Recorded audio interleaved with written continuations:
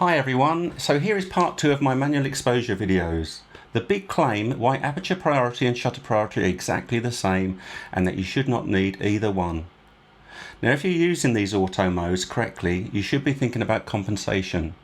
Now if you're going to twiddle with another dial, why not make it the shutter and aperture dial and nail the exposure instead of using compensation.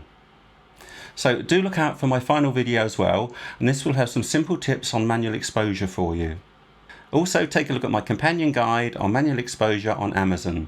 The link is below and it's an easy reference for exposure help with a field guide at the back.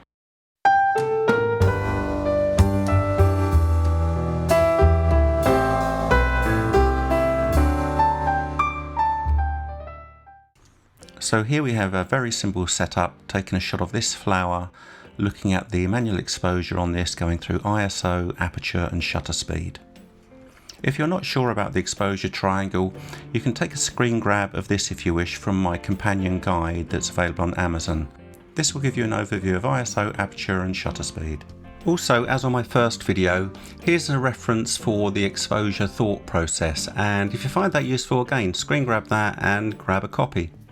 3 quick images here just to give you an idea of the thought process on different scenarios. With this landscape of Mesa Arch at sunrise, I knew I wanted fine quality, so the ISO was set on the lowest setting. I wanted good depth of field, but I didn't want to lose quality with a really small aperture, and with the lens I was using, which was very wide angle, f8 gave me enough from the distance of the foreground. So these 2 parameters were set as the most important, and then it was just a case of not using compensation, but using the shutter speed to just get the exposure where I wanted it. And working on a tripod, as I knew it was early morning, I knew this was not a problem if it went into low shutter speed levels. Additionally, I bracketed the shot, just purely changing the shutter speed for the bracketing, because like I said before, aperture and ISO were very important for the shot. Moving on to this shot of 2 World War II fighter planes at an air show, what was important here was getting the propellers with just enough blur, so getting the shutter speed around about 3/20th to a 500th of a second, and sometimes even up to 1,000th of a second, but as I was moving towards me, then I went with 3/20th because it wasn't as bad as like going straight across you, and we got a little bit more blur on those propellers. And also quality was important, so trying to keep the ISO down as well, but once we're getting into high shutter speeds, sometimes you have to sacrifice the ISO and putting that up. So with the shutter speed nailed at 3/20th of a second and the ISO really low at 100, it was just a case of changing the aperture to get the correct exposure. Now this is a case where you are stuck really with your depth of field, because if you want a particular shutter speed and you want the lowest ISO, then you have got to go with whatever the aperture dictates for the correct exposure. And this is particularly true when we've got moving items in the picture or if we're handheld. So, that is something you have to take into account with the exposure triangle. The exception to this is really when you've got maybe too much light, and you can bring neutral density filters into play, and then you do have some options with those parameters. Before we get into the flower picture, a final shot here from one of my other videos on using high ISO. Now this was extremely dark night, and I loved the way the natural light was coming through from the back there, and I really didn't want to destroy this with flash. I was shooting handheld on a 90mm equivalent lens, so I really had to watch my shutter speed. I certainly couldn't go too low being a handheld shot here. So I was pushing the extremes of my gear being handheld, and with around about a 90mm equivalent, I really didn't want to go below 1/25th of a second, so that's where my shutter speed was, and I was almost wide open at 1.4, so I had a 1.2 lens, but I really wanted to bring it up just a touch.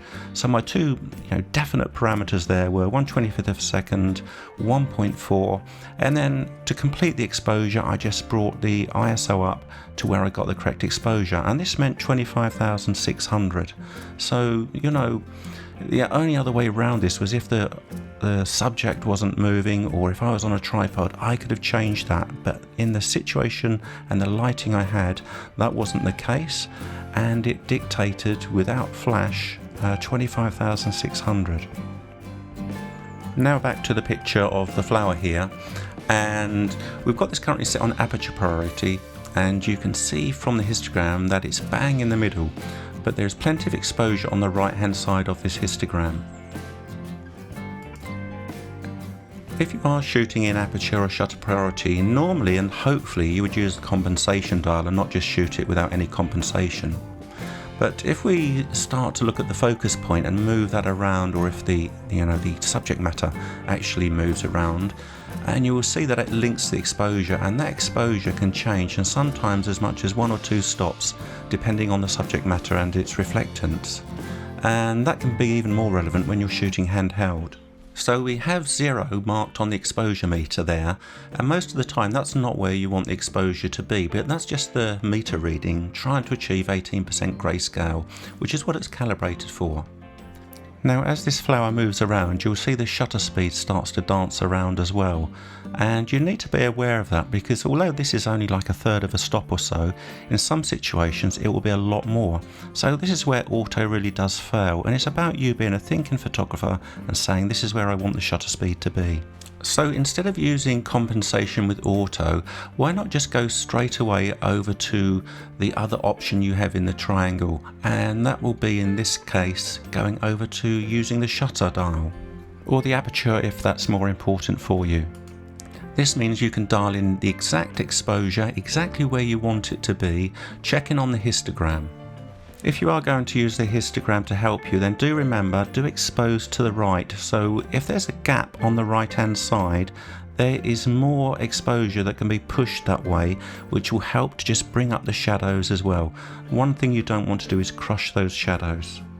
Proof of that is in this image here that I showed in the first one on manual exposure, and the picture on the left has been underexposed and the shadows pulled up in post-production, whereas the picture on the right was actually correct exposure, and it meant the shadows had much more detail and we really see better quality coming through. So do watch underexposure, you will crush detail in the shadows. Do not believe anything you read or hear. This picture does show actual proof of that. So back to the flower, and we are at 200 ISO at f8. And we need to make that shutter speed just a little bit slower to bring in a little bit more light and move that histogram over while protecting the highlights. And you can see that to around about 1/4 of a second, that is a little bit too bright, and maybe around about 1/8 is where it should be. You can see on the exposure meter on the left there that that's +1 stop of light more. So let's take one at 1/8 of a second there. Let's also take one just a little bit brighter at 1/4 of a second there, and we can see those highlights just coming through, so do be wary of that. But maybe we'll just pull back a little bit, and we'll go back round to, yeah, I think 1/6 of a second will probably do it. So we'll grab that, and I'll show that with some post-production at the end as well. Remember that once you've set an exposure, that's unlikely to change in the next half an hour or an hour, sometimes longer, unless we've got very changing conditions outside. And if you have got changing conditions outside, you will know that whether you want to take the picture with the sun in or out, or at a particular level, and you will work accordingly. So it's not a case of, oh, the lighting's changing all the time and I haven't got the time to do this. You should think and plan your image through and shoot it with the correct lighting that you want. Don't forget, we also have the option to bracket our exposures, and that's worthwhile doing. So I'm just going to turn this over to bracketing, and that will take 2 additional images, one brighter and one darker, and they will be at different shutter speeds. This is really useful if you are early days of manual exposure, and that will just give you a little bit of backup. So this is the first exposure, and then with the bracketing we have the brighter exposure come through, and finally the darker exposure with the bracketing of 3 there. Here is that picture that I shot at 1/6 of a second, where it's a little bit brighter and the highlights were just coming through, but this is how it looked after post-production, and I really think that is where the exposure should have been, at 1/6 of a second, and then just a little bit of post-production to pull back on the brighter areas. Hope you agree on that. Do leave your comments below, and please remember to subscribe and like as well. And I hope you've enjoyed this. Exposure is a difficult subject, I do know that, and manual exposure just takes it even further. and I hope you're enjoying these first two. And I will be doing a third one just with some little tips on how, when people get really kind of like lost where the numbers are, there'll be some tips there just to show you some ideas that will help you get into the ballpark for your exposures when shooting on manual.